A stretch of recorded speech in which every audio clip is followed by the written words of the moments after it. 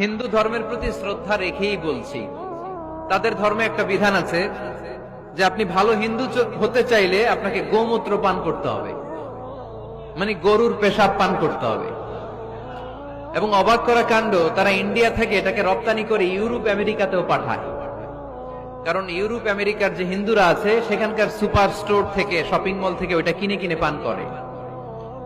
আপনারা যদি বলে এই যে 1 বোতল নিয়ে আসছি গরুর পেশাব, এটা খাইলে তোর 1 কোটি টাকা দিব, খাইবেন?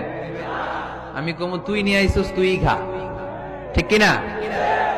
কারণ আমাদের রুচিতে এটা ধরে না, ইসলাম এটা আমাদেরকে শিখায় নাই।